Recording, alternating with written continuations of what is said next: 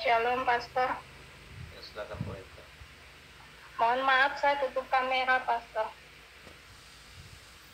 Tadi waktu sedang doa dalam bahasa roh, Tuhan perlihatkan saya seperti saya itu menonton bioskop, dan gambar yang saya lihat itu bergerak.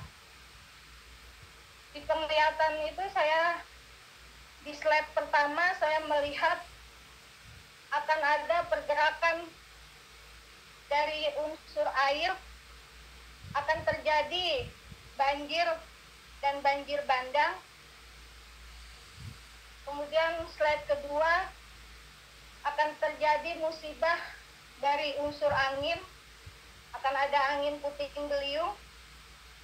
Kemudian slide ketiga, dari unsur tanah akan ada pergerakan tanah dan tanah longsor. Kemudian slide keempat, saya melihat ada 2 gunung yang akan meletus.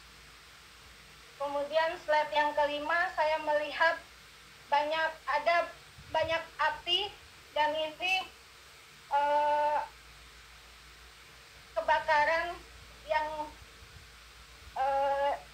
terjadi di rumah-rumah penduduk.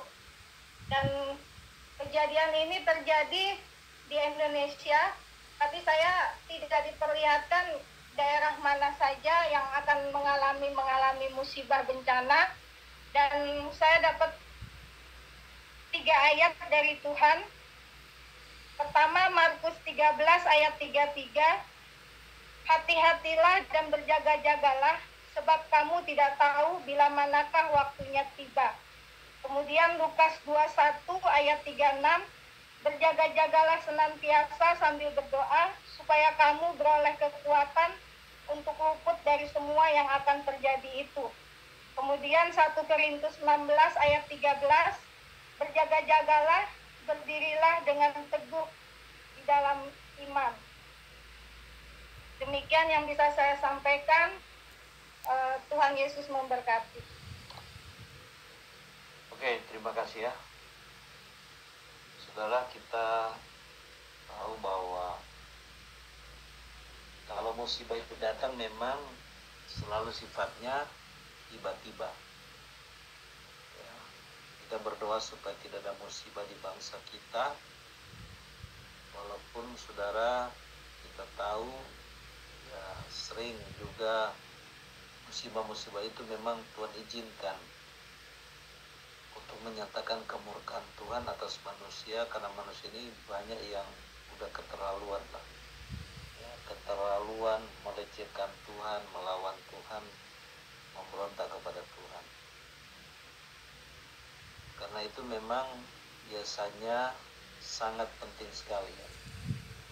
Kalau kita lihat di dalam Alkitab itu, kalau rajanya takut Tuhan, mau hidup benar, memerintah dengan benar, itu biasanya tidak ada musibah macam-macam.